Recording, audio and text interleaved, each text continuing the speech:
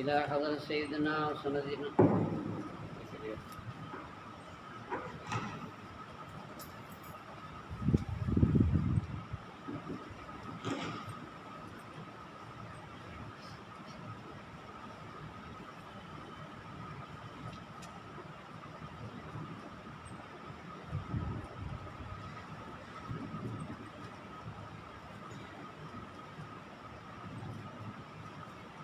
إلى حضرة سيدنا وسندنا وشفيعنا مولانا محمد مصطفى صلى الله عليه وسلم. الفاتحة.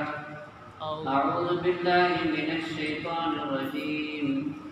بسم الله الرحمن الرحيم.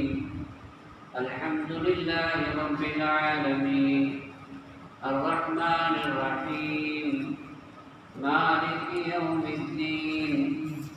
إياك نعبد وإياك نستعين. اهدنا الصراط المستقيم صراط الذين أنعمت عليهم غير المغضوب عليهم ولا الضالين. آمين. السلام عليكم ورحمة الله وبركاته. الحمد لله الحمد لله رب العالمين عدد خلقه وزنة عرشه ورضا نفسه ومداد كلماته. اللهم صل على سيدنا محمد وعلى آل سيدنا محمد وبارك وسلم عليه. அளவற்ற அருளாளன் நிகரற்ற அன்புடையோன் எல்லாம் வல்ல அல்லாஹுவின் திருநாமத்தால் துவக்கம். அல்லாஹுவை பயந்து நடந்து கொள்ளும்படி வாழ்வின் எல்லா நிலைகளிலும் தக்வாவுடைய வாழ்க்கையை மேற்கொள்ளும்படி முதலாக எனக்கும் உங்களுக்கும் உபதேசம் செய்து கொள்கிறேன். அல்ஹம்துலில்லாஹ். இன்று ஹஜ்ரத் இமாம் நவவி ரஹ்மத்துல்லாஹி அலைஹி அவர்கள் தொகுத்த 40 ஹதீஸ்கள், அதனுடைய விரிவுரை தொடக்கம். இனி இன்ஷா அல்லாஹ் வாரந்தோறும் பொதுக்கிழமைகளில் இதே வேளையில் 40 அந்நவவியா இமாம் நவவி ரஹ்மத்துல்லாஹி அலைஹி அவர்கள் தொகுத்த இந்த 40 ஹதீஸ்களுடைய விரிவுரை நடைபெறும். அல்லாஹ் அந்த ஹதீஸினுடைய விளக்கங்களை கேட்கவும் அதை கொண்டு பயன்பெறவும் நம்முடைய வாழ்க்கையில் அதன் மூலமாக மிகப்பெரிய பிரகாசம் உண்டாகுவதற்கும் அல்லாஹ் தௌஃபீக் செய்வானாக. ஆரம்பமாக இன்று இமாம் நவவி ரஹ்மத்துல்லாஹி அலைஹி அவர்களை பற்றியும் அவர்கள் தொகுத்த இந்த அல்-40 என்ற இந்த கிதாபை பற்றியும் சில அடிப்படையான சில தகவல்களை நாம் தெரிந்து கொள்வது இந்த பயானை தொடர்ந்து கேட்பதற்கு நமக்கு உற்சாகத்தை தரும். ஏனென்றால் எந்த கிதாபை நாம் விவாதத்திற்காக வேண்டி எடுத்திருக்கிறோமோ அந்த கிதாபினுடைய கணம் நமக்கு தெரிய வேண்டும் என்றால் அதனுடைய தொகுப்பாசிரியருடைய கணமும் அவருடைய கல்வியின் ஆழமும் அவர்களுடைய ஞானத்தின் விஸ்தீரணமும் நமக்கு தெரிகிற பொழுதுதான் இவ்வளவு பெரிய மகத்தான ஒரு மேதையினுடைய தொகுப்பில் உள்ள ஹதீஸ்களை அதனுடைய விரிவுரைகளை நாம் கேட்கிறோம் என்று வருகிற பொழுது நமக்கு அது புது உற்சாகத்தை தருகிறது, ஒரு ஆர்வத்தையும் அது ஏற்படுத்துகிறது. அந்த வகையிலே ஹஜ்ரத் இமாம் நவவி ரஹ்மத்துல்லாஹி அலைஹி அவர்கள் வரலாற்றிலே இஸ்லாமிய சரித்திரத்திலே மிகச்சிறந்த ஒரு இடத்தை பெற்ற ஒரு மாமேதை. சில பேருக்கு சில துறைகளிலே ஈடுபாடு இருக்கும், அந்த துறை சார்ந்த அறிவு மட்டும் அவர்களுக்கு இருக்கும். இஸ்லாமிய கலைஞானங்கள் என்று எடுத்துக்கொண்டால் தஃசீர் இருக்கிறது, திருக்குரானுக்கு விரிவுரை, அதே போல ஹதீஸ் இருக்கிறது, ஃபிக்ஹ் மார்க்க ஞானம் இருக்கிறது. இப்படி எத்தனையோ துறைகள் இருக்கிறது. ஒவ்வொருவருக்கும் ஒரு குறிப்பிட்ட துறையிலே சில தகுதியும் அதிகமான ஈடுபாடும் இருக்கும். ஆனால் ஹஜ்ரத் இமாம் நபவி ரஹ்மத்துல்லாஹி அலைஹி அவர்களை பொறுத்தவரை சகலகலா வித்தகர் என்று சொல்ல வேண்டும். இஸ்லாமிய கலைத்துறைகளில் அநேகமாக எல்லா கலைகளிலும் அவர்களுக்கு பாண்டியத்தியம் உண்டு, தகுதியும் திறமையும் நிபுணத்துவமும் உண்டு. சில பேர் அந்த இன்மை அந்த ஞானத்தை பெற்றிருப்பார்கள். அதிலே இன்னும் சில பேர் தான் அதிலே நூல்களை வடித்திருப்பார்கள். ஹஜ்ரத் இமாம் நபவி ரஹ்மத்துல்லாஹி அலைஹி அவர்கள் பல்வேறு இஸ்லாமிய கலை ஞானங்களை பெற்றவர்கள் என்பது மாத்திரமல்ல, எல்லா கலைகளிலும் பல்வேறு கிதாபுகளை நூல்களை நமக்கு இந்த இஸ்லாமிய சமுதாயத்திற்கு சமூகத்திற்கு தந்திருக்கிறார்கள். அவர்கள் கை வைக்காத துறை இல்லை, அவர்கள் எழுதாத இயல் இல்லை என்று சொல்ல வேண்டும். குறிப்பாக ஹஜ்ரத் இமாம் நபவி ரஹ்மத்துல்லாஹி அலைஹி அவர்கள் ஹதீஸிலே மிகப்பெரிய விற்பனராக திகழ்ந்திருக்கிறார்கள். ஃபிக்ஹிலையும் அவர்கள் தனிச்சிறப்புக்குரியவர்களாக திகழ்கிறார்கள். ஹஜ்ரத் இமாம் ஷாஃபி ரலியல்லாஹு அன்ஹு அவர்களுடைய அந்த ஃபிக்ஹ், அவர்களுடைய அந்த மதுஹபுடைய முக்கியமான 2 தூண்களாக கருதப்படக்கூடியவர்கள், ஒன்று அல் இமாம் ராஃபிஇ, இமாம் ராஃபி ரஹ்மத்துல்லாஹி அலைஹி அவர்கள். அதற்கு அடுத்து ஹஜ்ரத் இமாம் நபவி ரஹ்மத்துல்லாஹி அலைஹி அவர்கள். ஷாஃபி மதுஹபிலே ஃபிக்ஹிலே இமாம் நபவி ரஹ்மத்துல்லாஹி அலைஹி அவர்களுடைய கருத்து இறுதியானது, அவர்களுடைய முடிவு அது ஃபத்வாவுக்குரியது என்ற அளவில் அவர்கள் மக்பூலியத்தையும் அங்கீகாரத்தையும் பெற்றவர்கள். ஃபிக்ஹிலையும் அவர்கள் இமாமாக திகழ்கிறார்கள், ஹதீஸிலையும் இமாமாக திகழ்கிறார்கள்.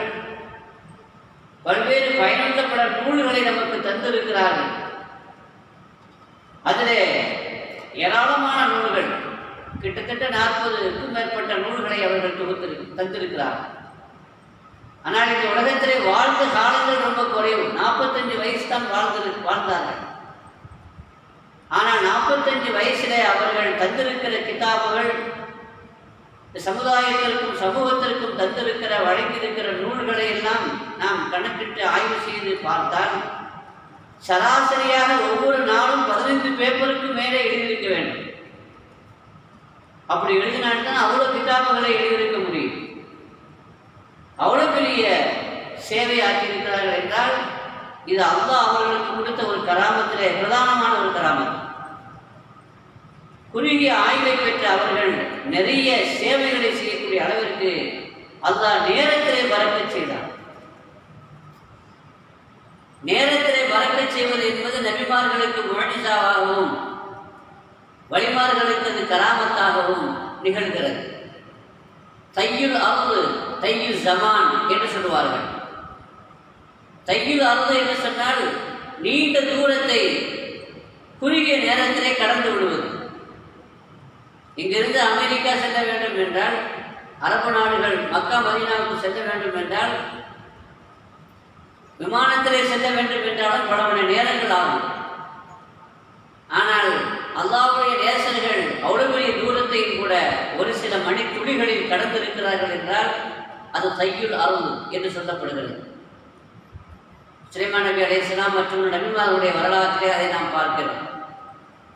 இன்னொன்று தையுல் ஜமான், நீண்ட நேரமும் நீண்ட காலமும் பிடிக்கக்கூடிய ஒரு காரியத்தை குறுகிய காலத்திலே செய்வது, அது தையுல் ஜமான் என்று சொன்னால் ஹஜ்ரத் இமாம் நபவி ரஹ்மத்துல்லாஹி அலைஹி அவர்களுடைய கராமத்துகளில் அல்லாஹ் அவர்களுக்கு கொடுத்த அந்த கௌரவங்களில் மிக பிரதானமானது சொற்ப ஆய்வை அவர்களுக்கு அல்லாஹ் கொடுத்தாலும் நீண்ட நெடிய காலம் இந்த உலகத்திலே வாழ்ந்திருந்து செய்ய வேண்டிய அரிய பல சாதனைகளை அந்த குறிப்பிட்ட அந்த வயதிலே செய்து முடித்தார்கள் என்றால் அது அவர்களுடைய கராமத்துகளிலே பிரதானமான ஒன்றாக கருத வேண்டும்.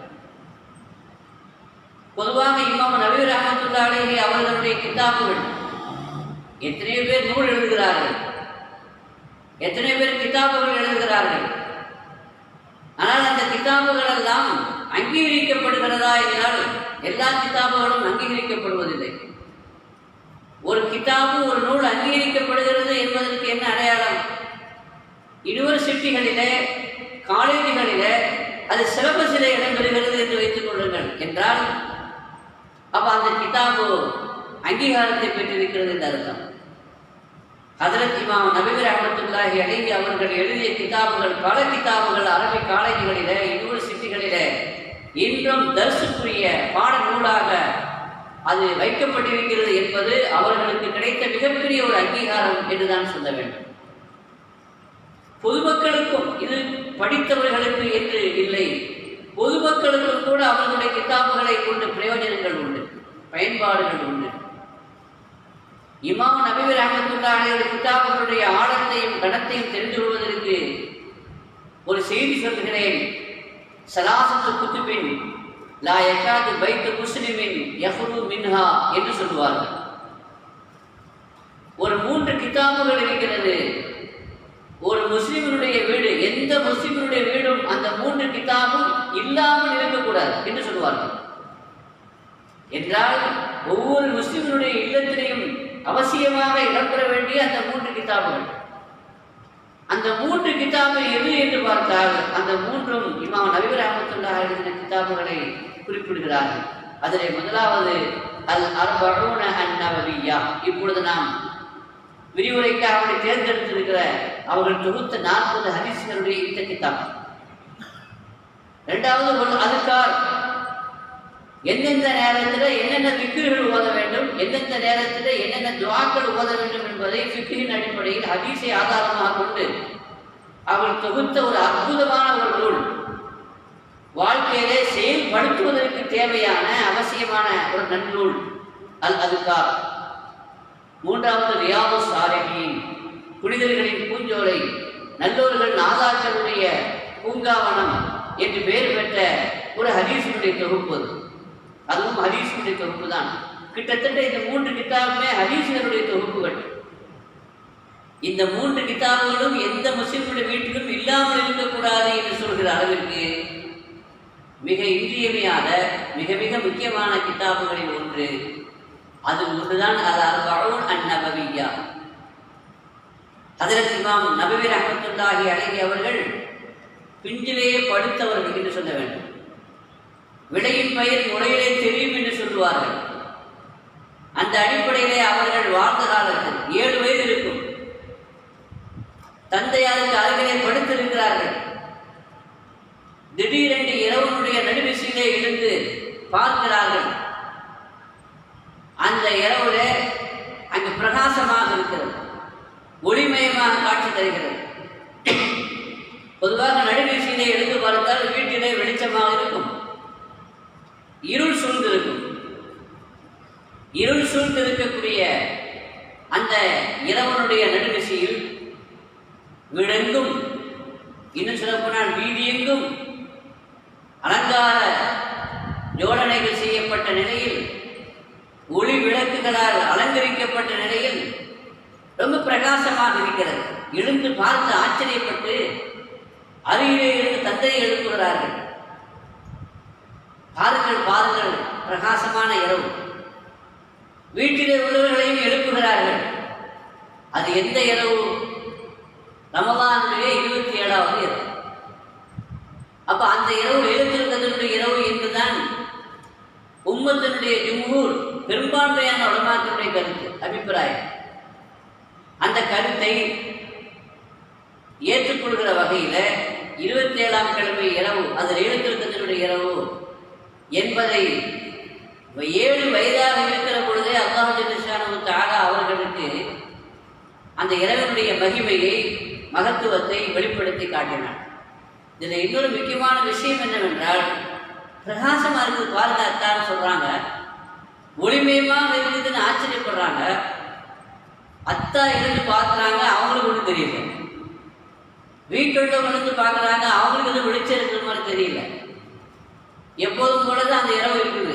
அப்படின்னா அந்த காட்சி இமாம் நவவிக்கு தெரிந்த அந்த காட்சி வீட்டில் அத்தாவுக்கும் தெரியல, வீட்டில் உள்ள யாருக்குமே தெரியலன்னு சொன்னால், அல்லாஹ் அவர்களை அந்த வயசிலேயே அந்த ஒரு அற்புதமான இரவை, லைலத்துல் கத்ருடைய இரவை மகான்மார்களுக்கு மட்டும் காட்டி கொடுக்கின்ற, அறிவித்துக் கொடுக்கின்ற அந்த இரவை 7 வயதிலேயே அல்லாஹ் தஆலா அவர்களுக்கு அறிவித்துக் கொடுத்த அந்த மகத்தான நிகழ்ச்சி அவர்களுடைய வரலாற்றிலே பாதுகாக்கப்பட்டுக் கொண்டிருக்கிற ஒரு அற்புதமான ஒரு செய்தி என்று சொன்னால், அவர்களுடைய இளமையிலேயே அவர்களுடைய மகத்துவத்தை அல்லாஹ் வெளிப்படுத்தினார். 10 வயசு இருக்கும். 10 வயசிலேயே குர்ஆன் மனப்பாடம் செய்து விட்டார்கள். குர்ஆனை மட்டுமல்ல, பல ஃபிக்ஹ் கிதாபுகளையும் மனப்பாடம் செய்து விட்டார்கள். அந்த ஊரிலே யதார்த்தமாக ஷேக் யாசீன் பின் யூசுப் அல் குராகஷி ரஹ்மத்துல்லாஹி அலைஹி என்ற பெரியார் வருகிறார்கள். அங்கே ஒரு காட்சியை பார்க்கிறார்கள். சிறுவர்கள் எல்லாம் விளையாடி கொண்டிருக்கிறார்கள். மட்டுமல்ல, நபவி சிறுவராக இருக்கிறார், 10 வயது சிறுவர். அவரையும் விளையாட வருமாறு வற்புறுத்தி கூப்பிடுகிறார்கள். வா எங்களோடு வா, விளையாடு என்று வற்புறுத்துகிறார்கள். இவர் அழுகிறார். போக மறுக்கிறார் என்பதல்ல, அழுகிறார். ஏன் அழுகிறாய் என்று கேட்கிற பொழுது, என்னை விளையாட வற்புறுத்துறாங்க, எனக்கு விளையாடுறதுக்கு நாட்டம் இல்லை. அவர்களை விட்டு மிரண்டு ஓடுவர், தப்பி ஓடுவதற்கு முயற்சிக்கிறார். விடவில்லை அந்த சிறுவர்கள். பொதுவாக நண்பர்கள் சிறுவர்கள் அவங்களுடைய அந்த களியாட்டத்தில் உடன்படலைன்னு சொன்னால் விடமாட்டாங்க, நம்மளையும் பாடுபடுத்துவாங்க இல்லையா? இந்து அதுதான் நடக்குது. நாம் ஒழுங்காக இருந்தால் கூட கூட இருக்கிறவங்க நம்மளை ஒழுங்காக இருக்க விடமாட்டான்னு சொல்லுவாங்க. அது மாதிரி சில பிள்ளைகள் அவங்க சின்ன வயசுலேயே அவர்கள் குர்ஆன் ஷரீஃப் ஓதுவதில் ஈடுபாடு அவர்களுக்கு அதிகமாக இருந்தது. ஸலவாத்து ஓதுவதில் அதிகமான ஈடுபாடு இருந்தது. அதையெல்லாம் விட்டுவிட்டு, குர்ஆனை விட்டுவிட்டு விளையாட்டுக்கு அழைக்கிற பொழுது செல்ல மறுத்தார்கள். வற்புறுத்திய பொழுது அழுகின்றார்கள். நான் குர்ஆன் வாதனம், என்னை விடுங்கள் என்று சொல்கிறார்கள். ரொம்ப ஆச்சரியப்பட்டு போனார் அந்த பெரியார் ஷேக் யாசீன் பின் யூசுப் அல் குராகஷி ரஹ்மத்துல்லாஹி அலைஹி. நேராக அவங்க அத்தாட்ட போனாங்க. என்ன உங்கள் பையனா இவர்? ஆமாம், விளையும் பெயர் முறையிலே தெரியும் என்று சொல்லுவார்கள். சாதாரண பையன் அல்ல. பிற்காலத்தில் வரலாற்றில் இடம்பெறக்கூடிய ஒரு மகத்தான பேரறிஞராக திகழக்கூடிய, அல்லாஹ்வுடைய நேசர்களில் குறிப்பிடத்தக்க இடத்தை பெறக்கூடிய, ஒரு இறை நெருக்கத்தை பெறக்கூடிய, அருமை பெறுகிற ஒரு நாதாவாக ஆகப் போகிறவர் இவர். நீங்கள் அதில் ஈடுபடுத்துங்க. ஏன்னா அத்தா ஒரு வியாபாரி. பொதுவாக வியாபாரி அத்தாவாக இருந்தால் பிள்ளைகளே வியாபாரத்தில் ஈடுபடுத்துவாங்க. நீ என்ன தான் படித்தாலும் கடைக்கு போகும்பா, எனக்கு பிறகு வியாபாரத்தை யாரும் கண்டினியூ பண்ணுறது. அதனால் அத்தா வியாபாரியாக இருக்கும் பொழுது தன்னுடைய பிள்ளைகளையும் வரை ஈடுபடுத்துவதுங்கிறது உலகத்தில் நடைமுறை. அப்படி ஈடுபடுத்திடக்கூடாதுன்னு சொல்லி தான் பெரியார் அவங்களுக்கு அறிவுரை சொன்னாங்க. மட்டுமல்ல, அவங்களுக்கு ஓதிப்புக்கு உஸ்தாதத்தை போய் சொன்னாங்க, இந்த பையனை சாதாரணமாக நீங்கள் நினைக்காதீங்க, மகத்தான ஆற்றலும் மகத்தான பாக்கியமும் பெற்ற ஒரு பெரிய மகானாக வரக்கூடியவர். அந்த உஸ்தாது கேட்டாரா கிட்ட, அந்த மினல் முனஜ்ஜிமீன், நீ 4 நட்சத்திரங்களை பார்த்து குறி சொல்லக்கூடிய ஆளான்னு கேட்டேன். அவனை பார்த்த உடனே இப்படி சொல்றியா, அவனுக்கு எப்படி தெரியும்னு கேட்டேன்.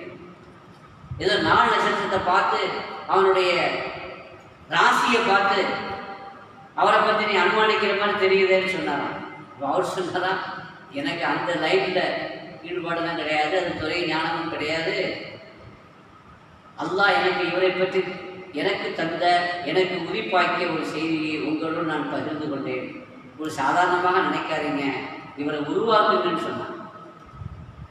அந்த அடிப்படையில் அவர்கள் சிறுவராக இருக்கும் பொழுதே நேரத்தை வீணாக்குவதில்லை. இரவாக இருந்தாலும் பகலாக இருந்தாலும் கல்வியை தேடுவதிலே அவர்கள் மிக முக்கியத்துவம் அதற்கு கொடுத்தார்கள்.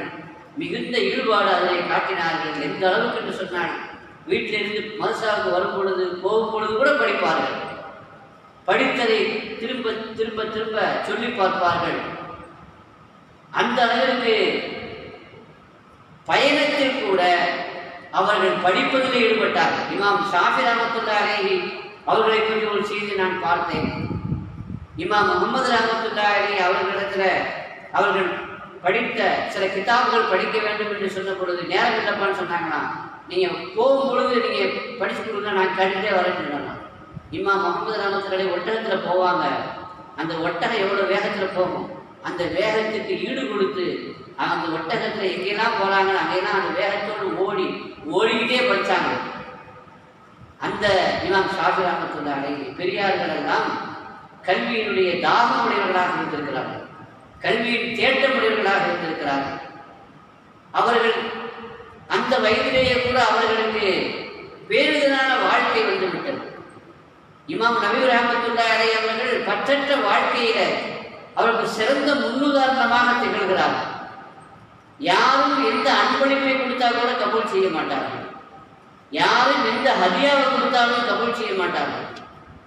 அவங்க தன்னுடைய பெற்றோர்கள் எதையாவது கொடுத்தா வாங்குவாங்க, நெருங்கிய உறவினர்கள் ஏதாவது கொடுத்தா வாங்குவாங்களே தவிர வேற யாரும் தெரியாதவர்கள், அறிமுகம் இல்லாதவர்கள், அந்நியர்கள் யார் எதை கொடுத்தாலும் வாங்க மாட்டாங்க.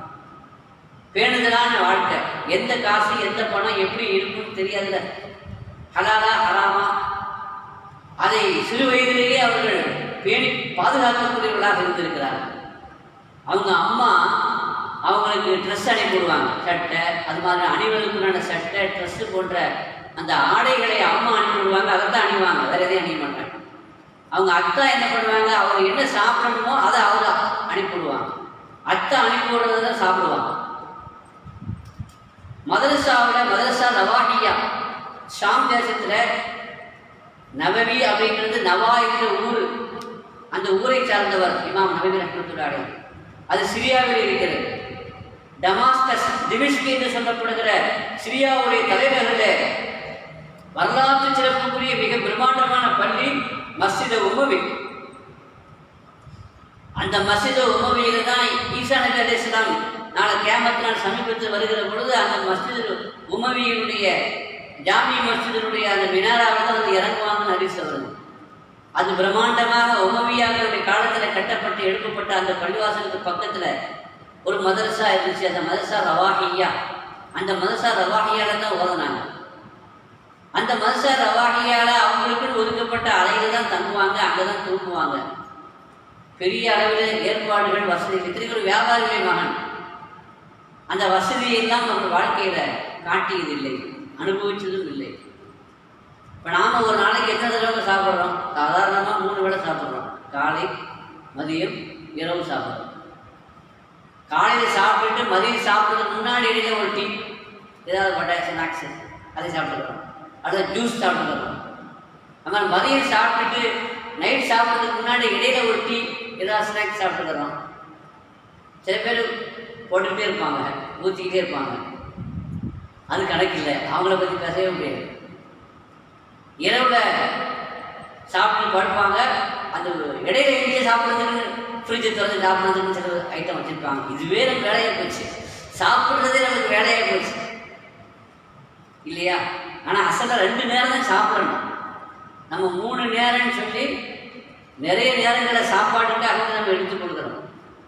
ஆனால் இமாம் நபி ரஹ்மத்துல்லாஹி அலைஹி இரவு பகலில் ஒரே ஒரு நேரம் சாப்பிடுவாங்க, மொத்தத்திலேயே ஒரு நேரம் இஷாவுக்கு பிறகு சாப்பிடுவாங்க.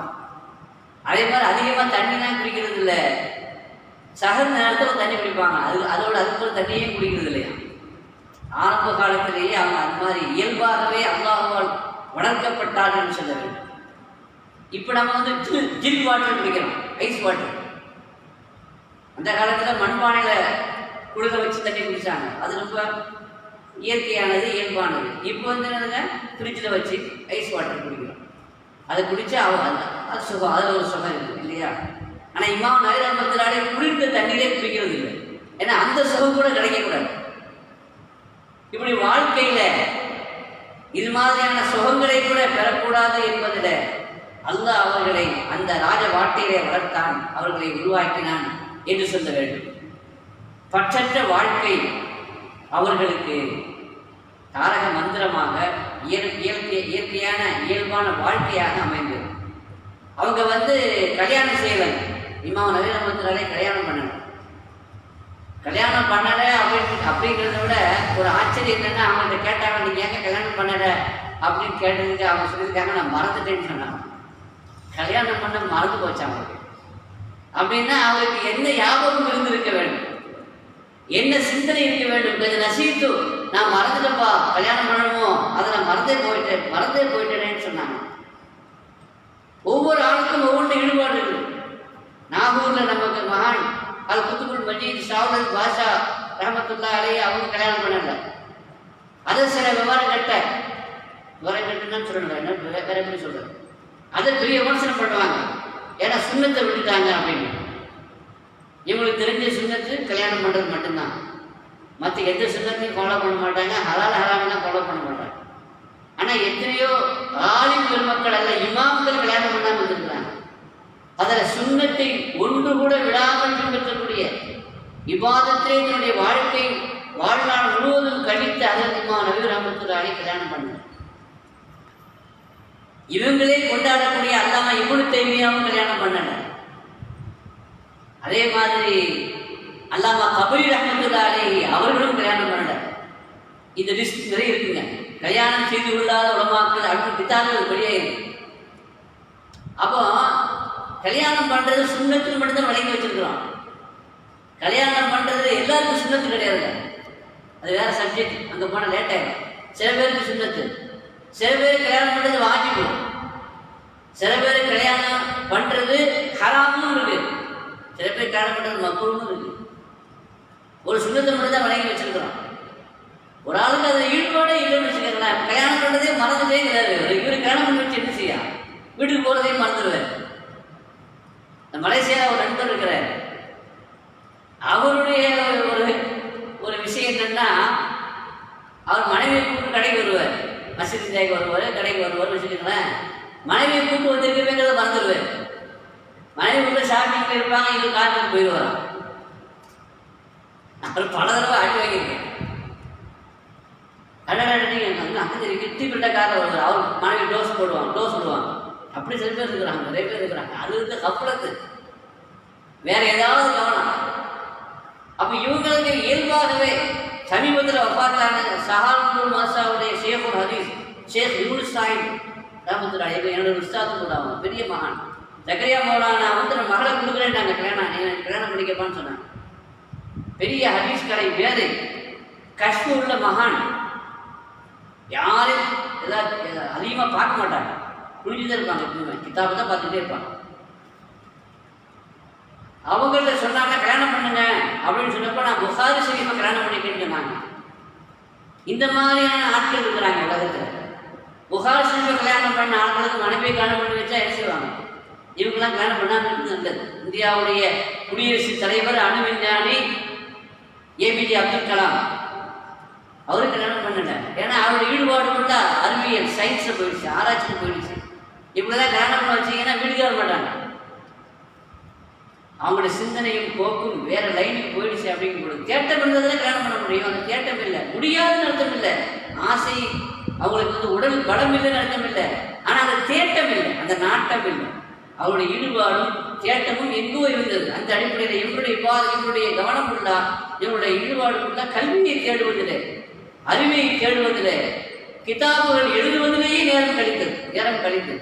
மார்க்க சேவை, மக்களுக்கு நல்லதை ஏவி தீயதை தடுக்கிற மகத்தான வேலை செய்வார். அரசராக இருந்தாலும் ஆண்டியாக இருந்தாலும் தவறை கண்டிப்பதிலே மிக உறுதியாக இருந்தார்கள். அந்த காலத்தினுடைய ஆட்சியாளரை கூட கண்டிக்க தவறவில்லை. தாத்தாரியாக்களை எதிர்த்து அந்த நாட்டினுடைய அரசர் போர் செய்த பொழுது அவர் மசோதா கேட்டாராம்.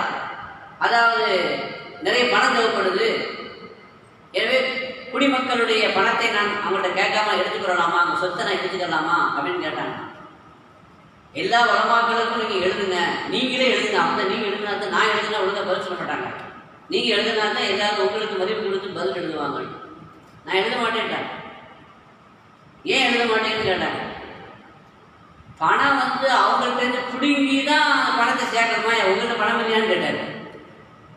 உங்கள்கிட்ட இருக்கிற பணம் போதாதா, அது அடுக்குனர். உங்கள்கிட்ட என்னென்ன பணம் இருக்குது, உங்கள்கிட்ட என்னென்ன வசதி இருக்குது அதை செலவு பண்ணுங்க, ஏன் அடுத்தவருடைய பணத்தை ஏன் கொடுக்குறீங்கன்னு சொல்லி இப்படி அரசராக இருந்தால் கூட ஆனாலும் கூட அவர்களை எதிர்த்து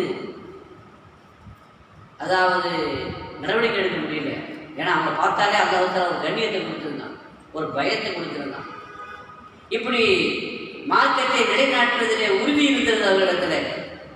அப்படிப்பட்ட ஹஜ்ரத் இமாம் நபவி ரஹ்மத்துல்லாஹி அலைஹி அவர்கள் தொகுத்த இந்த கிதாபைத்தான் நாம் இங்கே பார்க்கிறோம். எப்பொழுதுமே கிதாப் எழுதி கொண்டிருப்பார், நூல் எழுதி கொண்டிருப்பார். நான் சொன்னேன் ஷாஃபி மذஹபில் 2 தூண்கள் இருக்கிறாங்க, ஒன்று ராஃபி இமாம், இன்னொன்று நபவி இமாம். ராஃபி இமாமுடைய ஒரு கராமத்தை பற்றி எழுதுறாங்க, கல்வியில் வருது, ஹாஷியார் கிதாபில் பதிவாயிருக்கு. அவங்க எழுதி கொண்டிருக்கிற பொழுது, கிதாபு கோடு செய்து கொண்டிருக்கிற பொழுது விளக்கு அணைஞ்சிருச்சு. அது விளக்கு இல்லாமல் போயிடுச்சு அப்படின்னா அந்த எழுதக்கூடிய அந்த பணி நின்று விடக்கூடாது என்பதற்காக அவங்க ஒரு மரத்துக்கு அருகிலே இருந்து எழுதுவார்கள். அந்த மரத்து விளக்காக மாறிவிடும். இது அல்லாமா ஹஜ்ரத் இமாம் ராஃபி ரஹ்மத்துல்லாஹி அலைஹி அவர்களை பற்றிய ஒரு கராமத்தாக பதிவு செய்கிறார். அதே மாதிரி ஹஜ்ரத் இமாம் நபவி ரஹ்மத்துல்லாஹி அலைஹி அவர்களுடைய வாழ்க்கையிலையும் அவங்க எப்பொழுதுமே எழுதி கொண்டிருப்பார்கள், கிதாப் எழுதி கொண்டே இருப்பார்கள். அப்படி எழுதி கொண்டு இருக்கிற பொழுது லைட் அணைஞ்சிருச்சு, அது திடீர்னு ஆஃப் ஆகிடுச்சு, அது அணைஞ்சிருச்சு. ஆஃப் ஆகிடுச்சு நம்மளுடைய யுத்த காலத்தினுடைய அமைப்பு. லைட் அணைஞ்சிருச்சு அல்லது என்ன தீர்ந்து போச்சு என்று வந்தால் அந்த நேரத்தில் கூட என்ன செய்யக்கூடாது, அவங்களுடைய பணி முடங்கக்கூடாது என்பதற்காக அல்ல என்ன செய்வான்னா விரலையே விளக்காக மாற்றி விடுவான். அவங்க வலது கையால் எழுதுறாங்கன்னு வைங்க, இடது கையினுடைய ஆள்காட்டி விரல் இருக்குல்ல, தஸ்பீஹ் விரல், இந்த விரல் காட்சியாக மாறிடும். அப்ப இதை காட்டிட்டு இந்த வெளிச்சத்தில் எழுதுவாங்க என்று வரலாற்றில் வந்தது. அதுவும் அதிசயம் தான், கராமத்து தான். இதுவும் கராமத்து தான் என்றாலும் கூட ரெண்டையும் ஒப்பு நோக்கி பார்த்தால் அதை விட ஆச்சரியமானது, அதிசயமானது இதுதான். ஏன்னா மரம் என்பது அது நெருப்பை தரக்கூடிய ஒன்றுதான். மரத்திலிருந்து அல்ல நெருப்பை உண்டாக்குவது என்பது அல்லாஹ்வுடைய இயற்கை தான். ஆனால் அவங்களுக்கு தேவைப்படும் பொழுது அந்த மரம் தானாக ஒளியை தந்தது தான் அங்கே ஆச்சரியம். ஆனால் விரல் இருக்குது, விரலும் நகம் தான் சதையும் தான் இருக்குது, ரெண்டு இருக்குது அல்ல விரலில். அது ஒளி தரக்கூடிய அமைப்பில் உள்ளது அல்ல. வெளிச்சத்திற்கும் அதற்கும் எந்த சம்பந்தமும் இல்லை. அந்த விரல் ஒளி விளக்காக மாற வேண்டும் என்றால், டார்ச் லைட்டாக மாற வேண்டும் என்றால், மாறியது என்றால் அது மிகப்பெரிய கராமத் தான், சந்தேகமே இல்லை. அதாவது மூசா நபி அலைஹிஸ்ஸலாம் பாறையை அடித்தார்கள். தன்னுடைய அசாவை கொண்டு அல்லாஹ் சொல்றான்,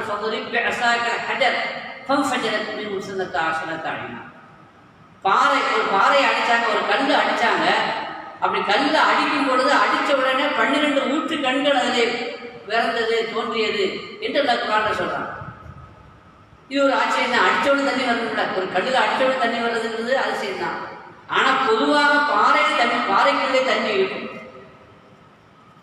அடித்த உடனே வந்தது ஆச்சரியம். ஆனால் பாறைக்குள்ள தண்ணி வருவது என்பது அருவிகளில் தண்ணி கொண்டதில்லை. ஆனால் பெருமானார் ஸல்லல்லாஹு வாழ்க்கையில அவங்க விரல்ல இருந்து தண்ணி வாங்கி ஓடியது, பொங்கியது. தண்ணி கம்மியாக இருக்குது என்று முறையிட்ட பொழுது இருக்கிற தண்ணியை கொண்டு வாங்கன்னு சொன்னாங்க. அந்த இருக்கிற தண்ணீரில் தன்னுடைய கையை அதில் வச்சாங்க, முக்குனாங்க. சஹாபாக்கள் சொல்கிறாங்க, அனஸ் இப்னு மாலிக் ரலியல்லாஹு அன்ஹு உள்ளிட்ட சஹாபாக்கள் சொல்கிறாங்க, நாங்கள் பார்க்கிறோம் அந்த விரல் இழுத்து இழுத்து தண்ணீர் ஊற்றெடுத்து பெருகி கொண்டு பொங்கி கொண்டு வருவதை நாங்கள் பார்த்தோம்னு சொல்கிறாங்க. பாறையிலிருந்து தண்ணி வருவதும் ஆச்சரியம் தான் என்றாலும் கூட பாறைக்குள்ள தண்ணி இருக்கும். ஆனால் விரல்ல என்னங்க இருக்குது, நகை இருக்குது, சதை இருக்குது, ரத்தம் இருக்குது, எலும்பு இருக்க வேண்டாம். அதுலேருந்து தண்ணி வர்றதுங்கிறது ரொம்ப ரொம்ப அபூர்வமானது, வாய்ப்பில்லை. அதுலேருந்து தண்ணி வந்துச்சு பாருங்க, அதை விட ஆச்சரியமானது, அதை விட அதிசயமானது. முஅஜிஸாக்கள் அதிலே தரம் இருக்கிறது. ஈசா நபி அலைஹிஸ்ஸலாம் மையத்தை ஹயாத்தாக்குனாங்க, பெரிய ஆச்சரியமான முஅஜிஸா. இறந்து போனவங்களை ஹயாத்தாக்கக்கூடியது இன்னும் மருத்துவ உலகத்தில் கண்டுபிடிக்கப்படலை. அப்படி கண்டுபிடிச்சா அதை கண்டுபிடிக்கிற வாய்ப்பு இருக்கா என்னன்னு தெரியல நமக்கு. பல பேர் ஆயிடுச்சுவானுங்க, ஹயாத்தாக்கிறவனுங்க. ஆனால் விஞ்ஞானம் எங்கேயோ வளர்ந்து எங்கேயோ போயிட்டு இருக்குது. ஆனால் இது வரைக்கும் மையத்தை ஹயாத்தாக்கக்கூடிய அளவுக்கு வளர்ந்தமான்னு தெரியல. இறந்து போனவங்களை உயிர்ப்பிக்கக்கூடிய அளவுக்கு அது வளர்ந்து இருக்கிறதா, வளர்ச்சி அடைந்திருக்கிறதான்னு தெரியல. அதனால ஈசா அலைஹிஸ்ஸலாம் இறந்து போன மையத்தை ஹயாத்தாக்குனாங்க. அது பெரிய மோஜிசா தான். ஆனால் அதை விட ஒரு மோஜிசாவாக ஹஜ்ரத் இமாம் ஷாஃபி ரலியல்லாஹு அன்ஹு சொல்கிறாங்க, இறந்து போன மையத்தை ஹயாத்தாக்குறது மோஜிசா தான், அது நடக்காத காரியம்தான். ஆனாலும் கூட ஹஜ்ரத் இமாம் ஷாஃபி சொல்கிறாங்க, ரசூலுல்லாஹி ஸல்லல்லாஹு அலைஹி வஸல்லம் அவர்கள் மெம்பர் செய்வதற்கு முன்னாடி ஒரு மரக்கட்டையில் சார்ந்து அதை மீது சாய்ந்து குத்து போவாங்க. அதுக்கு பிறகு ஒரு பெண்மணி பெருமானார் ஸல்லல்லாஹு அலைஹி வஸல்லம் அவங்களுடைய அனுமதியை பெற்று நான் உங்களுக்கு ஒரு அழகான மெம்பர் செய்து தருவான்னு கேட்டாங்க. செய்து கொண்டு வருவான்னு சொன்னாங்க. செய்து கொடுத்தாங்க. அதுக்கு பிறகு அந்த மரக்கட்டையை விட்டு போட்டு அந்த மெம்பரை ஏறிட்டு குத்து போக ஆரம்பித்தாங்க. புகாரில் ஹதீஸ் வருது, ஜும்மாவுடைய பெரும் கூட்டம் சஹாபாக்கள் திரளாக கூடியிருக்கிறார்கள். பெருமானார் ஸல்லல்லாஹு அலைஹி வஸல்லம் மெம்பரில் நின்று புதிய மெம்பரில் நின்று குத்துபா ஓதி கொண்டிருக்கிறார்கள். அப்பொழுது குழந்தை அழுகிற சத்தம் கேட்கிறது. குழந்தை அழுதால் எப்படி இருக்கும் அப்படி கேட்கிறது. அங்கே நிசப்தம், அந்த அழுகுகள் மட்டும் வருகிறது. எங்கிருந்து வருகிறது என்று யாருக்கும் தெரியல. ஏன்னா அங்கே அழுகிற குழந்தை யாரும் அங்கே இல்லை. ஆனால் அழுகை மட்டும், அந்த சப்தம் மட்டும் வந்து கொண்டிருக்கிறது.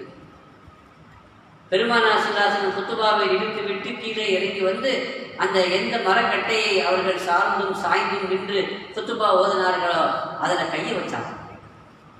அப்படி கையை வச்ச உடனே சினுங்கி சினுங்கி அழுது அந்த குழந்தையினுடைய அழுகுரல் அப்படியே கொஞ்சம் கொஞ்சமாக அடங்கியது. அது எப்படி அடங்கிச்சுங்கிறத ஹதீஸில் வருது. சாதாரணமாக குழந்தை அழுது முடிக்கும் பொழுது கடைசி தங்க செய்யணும், அப்படி ஏங்கும்ல, அப்படி ஏங்கி தான் அந்த அழுகை செய்ய முடியும் இல்லையா? அதே மாதிரி அந்த குழந்தையினுடைய அழுகை முடிக்கிற பொழுது அந்த மரக்கட்டை அழுகிறது, ஒரு குழந்தையினுடைய அழுகுறோட சத்தம் கேட்கிறது. அது முடிகிற பொழுது அப்படி அந்த குழந்தையினுடைய அந்த அழுகையினுடைய முடிவு எப்படி இருக்குமோ அதே மாதிரியே அந்த குழந்தையினுடைய அழுகையினுடைய முடிவை போலவே அந்த மரக்கட்டையினுடைய அழுகையின் முடிவு அமைந்தது என்று சஹாபாக்கள் பதிவு செய்கிறார்கள். இப்போ இமாம் ஷாஃபி ரலியல்லாஹு சொல்றாங்க, மையத்து உயிரானது அது சரிதான், மோஜிசா தான். ஆனாலும் கூட அந்த மையத்தில் ஏற்கனவே ரூம் இருந்துச்சு, இப்போ இல்லை, அவ்வளோதான். ஆனால் மரக்கட்டை அதுக்கு ஏற்கனவே ரூம்லாம் இல்லை, அது மரக்கட்டை. மரக்கட்டையில் அதுக்கு உணர்ச்சியே இருக்காது இல்லையா? மரக்கட்டையடா அப்படின்னு கேட்போம். மரக்கட்டை மாதிரி கிடக்கிறான் இருக்கிறான் அப்படின்னு சொல்லுவோம், உணர்ச்சி இல்லாத. அப்போ அங்கே ஹயாத்துக்கு வாய்ப்பு இல்லை, வழி இல்லை, மார்க்கமே இல்லை. அங்கிருந்து ஒரு ஹயாத்து வருதுன்னு சொன்னால் அது ஆச்சரியம், அது ரொம்ப ரொம்ப ஆச்சரியம் இல்லையா? அந்த அடிப்படையில் ஹஜ்ரத் இமாம் நபி ரஹ்மத்துல்லாஹி அலைஹி அவர்களுடைய கராமத் வெளிச்சமாக ஒளி விளக்காக மாறியது மிகப்பெரிய கராமத்தாக நமக்கு பதிவு செய்கிறார்கள். ஆக ஹஜ்ரத் இமாம் நபி ரஹ்மத்துல்லாஹி அலைஹி அவர்கள் ஒரு மகத்தான புருஷர், அல்லாஹ்வுடைய நேசத்தை பெற்ற வலியுல்லாஹ், இறை நேசர், மார்க்க பேரை மட்டுமல்ல அல்லாஹ்வுடைய நேசரும் கூட, அல்லாஹ்வுடைய நெருக்கத்தையும் அல்லாஹ்வுடைய அணுக்கத்தையும் பெற்றவர்கள், அல்லாஹ்வுடைய அருளுக்குரியவர்கள் என்பதை அவருடைய வரலாறுகளில் நாம் படிக்கிற பொழுது நாம் நிறைய செய்திகளை, இது மாதிரி நிறைய செய்திகளை தெரிந்து கொள்ள முடிகிறது. அவங்களுடைய எத்தனையோ கிதாபுகளில் ஒரு கிதாபு தான் அல் அர்பஈன அன்-நவவிய்யா என்ற இந்த கிதாப்.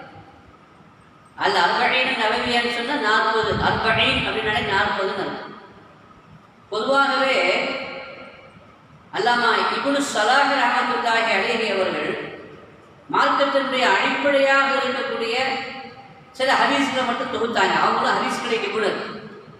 அல்லாமா இப்னு ஸலாஹ் ரஹ்மத்துல்லாஹி அவங்க அடிப்படையாக இருக்கக்கூடிய முக்கியமான சில ஹதீஸ்களை தொகுத்தாங்க. அப்படி தொகுத்த அந்த ஹதீஸுடைய எண்ணிக்கை 26. இமாம் நவவி, அதுக்கப்புறம் இமாம் நவவி வர்றாங்க. இமாம் நவவி ரஹ்மத்துல்லாஹி அலைஹி பார்த்தாங்க, அவங்க இன்னும் சில முக்கியமான அது விடுபட்ட ஆனால் சேர்க்க வேண்டிய, இணைக்க வேண்டிய சில அடிப்படையான ஹதீஸ்களை எல்லாம் சேர்த்து அந்த 26 40 ஆக்கினாங்க. அசல்ல இமாம் நவவி அவர்களுடைய அர்பஈனாத்துல மொத்தம் 42 ஹதீஸ் இருக்குங்க. 40 இல்லை, 42 ஹதீஸ் இருக்கு. ஆனால் அதுக்கு பேர் அர்பஈன் 40ன்னு வச்சுட்டாங்க. ஏன்னா அரபுகள் இந்த சொச்சம் இருக்கிற கணக்கில் சொச்சம் வருமே 40 சம்திங் அப்படி சொல்லக்கூடாது. அதை கணக்கில் சேர்க்கறது இல்லை. அதனால் 42ங்கிறது 40 சொச்சத்தை விட்டுருவாங்க. நம்ம நடைமுறையிலே அப்படி இருக்குது. அந்த அடிப்படையில் 42 அப்படிங்கிறத தான் அர்பஈன் அப்படின்னு சொல்கிறாங்க, 40ன்னு சொல்கிறாங்க. நான் அசத்தாவில் தொகுத்த அந்த ஹதீஸுடைய எண்ணிக்கை 42. அதுக்கு பிறகு அல்லாமா இப்னு ரஜப் அல் ஹம்பலி ரஹ்மத்துல்லாஹி அலைஹி அவங்க வந்தாங்க. அவங்க இன்னும் சில ஹதீஸ்கள் அதோடு இணைச்சி அவங்க 50 ஹதீஸாக ஒரு தொகுப்பை நமக்கு தந்தாங்க. அவங்க ஜாமிஉல் உலூம் வல் ஹிகம் ஃபீ ஷரஹ் 50 ஹதீஸன் மின் ஜவாமிஇல் கலிம் என்ற ஒரு கிதாபை எழுதி அந்த கிதாபில் 50 ஹதீஸ்களையும் தொகுத்து அந்த 50 ஹதீஸுக்கு அற்புதமான அருமையான ஒரு ஷரஹையும் ஒரு விரிவுரையும் பெற்றிருக்கிறார்கள் அல்லாமா இப்னு ரஜப் அல் ஹம்பலி ரஹ்மத்துல்லாஹி அலைஹி. இப்படி பல்வேறு இமாம்கள் முக்கியமான ஹதீஸ்களை சில பேர் ஒரு குறிப்பிட்ட தலைப்பில் உள்ள சில ஹதீஸ்களை தொகுத்திருக்கிறாங்க. ஆனால் இங்கே அப்படி குறிப்பிட்ட தலைப்பும் இல்லை, பொதுவாக. ஆனால் அடிப்படையான ஹதீஸ்கள் மார்க்கத்தில் அடிப்படையாக திகழக்கூடிய விளங்கக்கூடிய எல்லோரும் தெரிய வேண்டிய அவசியம் அறிய வேண்டிய ஒரு 40 ஹதீஸ்களை அல்லாமா நபவி ரஹ்மத்துல்லாஹி அலைஹி அவர்கள் தொகுத்த இந்த கிதாபு தான் இப்போ நாம் ஓதப் போகிற படிக்க போகிற இந்த கிதாபு. ஏன் 40 ஹதீஸ் அவங்க தொகுத்தாங்க? அதுக்கு என்ன காரணம்? அதுக்கு மூல விஷயம் என்ன? அதுக்கு ஹதீஸ்களில் 40 ஹதீஸை மனப்பாடம் செய்வதற்குண்டான சிறப்பை குறித்து ஹதீஸ் வருது.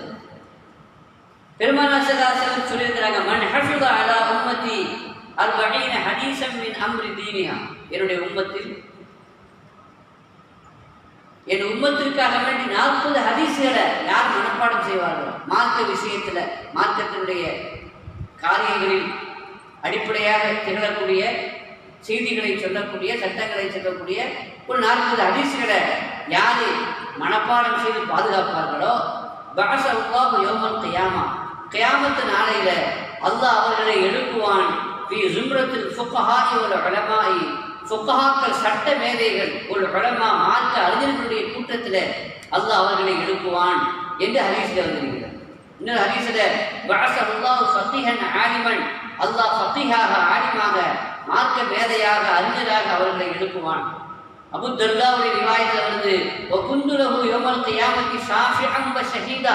40 ஹதீஸ்களை மனப்பாடம் செய்தாங்கன்னு சொன்னால் கியாமத்து நாளையில நான் அவர்களுக்கு சாட்சியாக நான் வருவேன், அவர்களுக்கு சிபாரிசு செய்வேன் என்று கண்மணி நாயகம் ஸல்லல்லாஹு அலைஹி வஸல்லம் சொல்லியிருக்கிறார். எவ்வளோ பெரிய பாக்கியம்! இப்னு மஸ்ஊதுடைய ரிவாயத்தில் வருகிறது, கீல லஹு உதுகுல் மின் ஐயி அப்வாபில் ஜன்னா ஷி'த.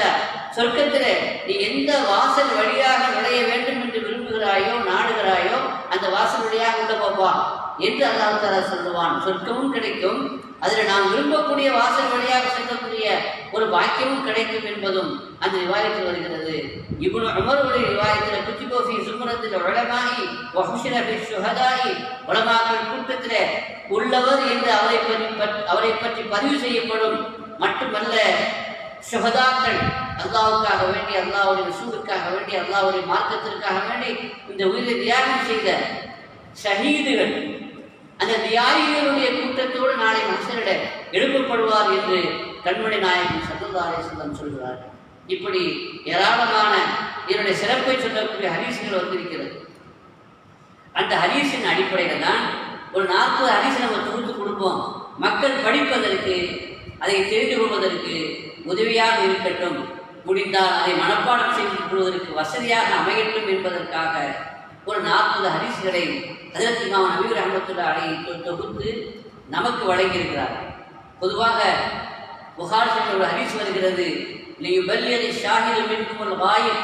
கண்மணி நாயகம் ஸல்லல்லாஹு அலைஹி வஸல்லம் சொல்லுவாங்க, ஹஜ்ஜத்துல் வதால வச்சு இந்த உம்மத்துக்கு ஒரு கட்டளை இட்டார்கள், இங்கே வந்திருக்கக்கூடியவர் வராதவருக்கு நான் சொன்ன செய்தியை, நான் கொண்டு வந்த மார்க்கத்தை எத்தி வைத்து விடுங்கள் என்று சொன்னார்கள். அந்த அடிப்படையில் இந்த உம்மத்திற்கு குறிப்பாக ஒரு 40 ஹதீஸ்களையாவது நாம் எத்தி வைக்க வேண்டும் என்ற கடமை உணர்வோடு இந்த அறப்பணியை மகத்தான வேலையை செய்திருக்கிறார்கள்.